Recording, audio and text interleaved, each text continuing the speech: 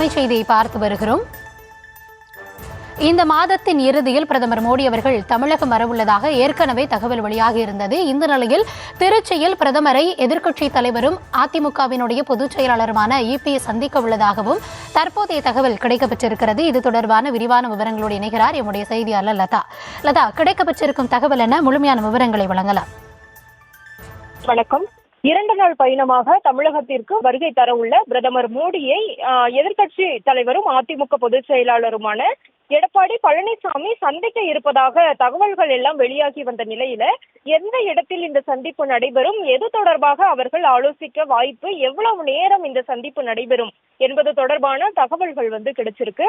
அந்த வகையில 26ஆம் தேதி, அதாவது மாலத்தீவில் நடைபெறக்கூடிய நிகழ்ச்சியில் பங்கேற்ற பிறகு தூத்துக்குடிக்கு பிரதமர் மோடி வருகை தர இருக்கிறார். தூத்துக்குடி விமான நிலையத்தில் நடைபெறக்கூடிய அரசு நிகழ்ச்சியில் பங்கேற்கக்கூடிய அவர் விரிவாக்கப்பட்ட அந்த விமான நிலையத்தை தொடங்கி வைத்து அந்த புதிய திட்டங்களுக்கு அடிக்கலும் நாட்டுகிறார். அதன் பிறகு அங்கிருந்து விமானம் மூலம் திருச்சி விமான நிலையத்திற்கு பிரதமர் மோடி வர இருக்கிறார். அப்பொழுது அந்த இடத்தில் எதிர்க்கட்சி தலைவரும் அதிமுக பொதுச் செயலாளருமான எடப்பாடி பழனிசாமி திருச்சி விமான நிலையத்தில் பிரதமர் மோடி அவர்களை வரவேற்க இருக்கிறார்.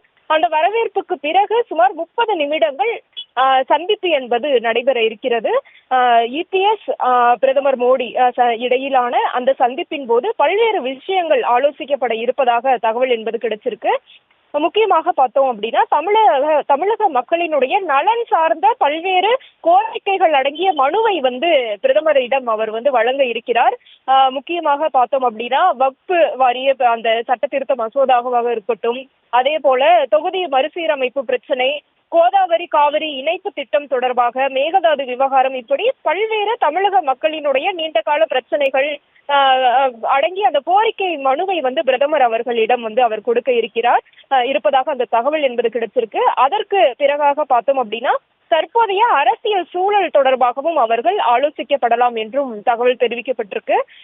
மேலும் பார்த்தோம் அப்படின்னா எதிர்க்கட்சிகள் தொடர்ந்து அதிமுக பாஜக கூட்டணி குறித்த விமர்சனங்களை எல்லாம் கூட்டணி வலுவாக இல்லை, கூட்டணி உடைந்துவிடும், இப்படியெல்லாம் எதிர்க்கட்சிகள் தொடர்ந்து விமர்சனங்களை முன்வைத்து வரக்கூடிய ஒரு சூழல்ல அதற்கு முற்றுப்புள்ளி வைக்கக்கூடிய விஷயங்கள், என்ன மாதிரியான வியூகங்களை வகுக்கலாம் என்பது தொடர்பாகவும் இந்த ஆலோசனை அமையலாம் என்று தகவலானது தெரிவிக்கப்பட்டிருக்கு.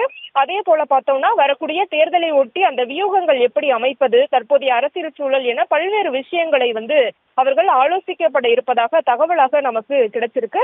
இதில் முக்கியமான அம்சம் என்பது அந்த தமிழக மக்கள் சார்ந்த அந்த கோரிக்கை மனுவை கொடுப்பதுதான்.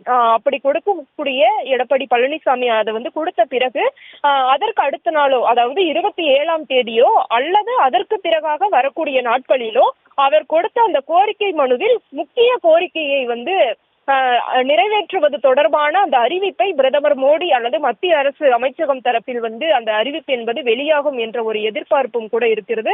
அது தொடர்பான தகவலும் கூட வந்திருக்கிறது. அந்த வகையில இபிஎஸ் அவர்கள் கொடுக்கக்கூடிய அந்த கோரிக்கை மனுவில் இருக்கக்கூடிய முக்கிய கோரிக்கையையும் கூட மத்திய அமைச்சகமோ அல்லது பிரதமர் மோடியோ நிறைவேற்றுவது தொடர்பான அந்த அறிவிப்பை விரைவில் வெளியிடுவார்கள் என்ற தகவலும் கிடைத்திருக்கிறது.